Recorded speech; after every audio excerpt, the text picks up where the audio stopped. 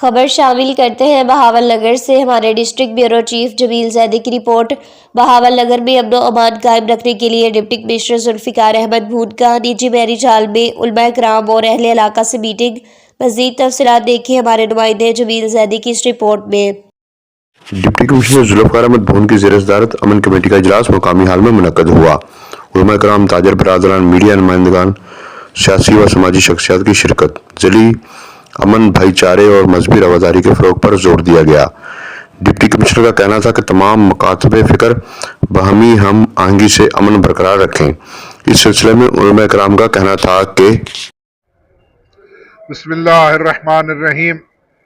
سید طاہر عباس نقوی، خطیب مرکزی امام بارگاہ بہاول نگر شہر آپ سے مخاطب ہے، اور انشاءاللہ بہاول نگر شہر یہ پرامن دھرتی ہے، پرامن شہریوں کا یہ شہر ہے، اور انشاءاللہ وہ وقت دور نہیں کہ ہم مل بیٹھ کر بہاول نگر کے سارے شہری، دیوبندی، بریلوی، اہل حدیث، شیعہ، بلکہ ہماری جو مینورٹیز ہیں وہ بھی مینورٹیز کے ساتھ مل کر ہم اس بہاول نگر شہر کو اس طرح امن و امان کا گہوارہ بنائیں گے۔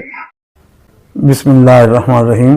سرورد عبدالرسول اشرفی، ناظم اعلیٰ جماعت اہل سنت پاکستان ڈویژن بہاولپور، آپ سے مخاطب ہوں کہ الحمدللہ ضلع بہاول نگر میں بالخصوص آپس میں پیار محبت کی فضا برقرار ہے اور کسی قسم کا کوئی انتشار نہیں۔ یہ ہمارا وطن ہے۔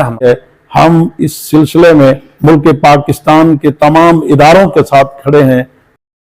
ترکا کا امن و اتحاد کے فروغ کے لیے انتظامیہ سے بھرپور تعاون کا عزم۔ جمیل زیدی، وکٹری نیوز، بہاول نگر۔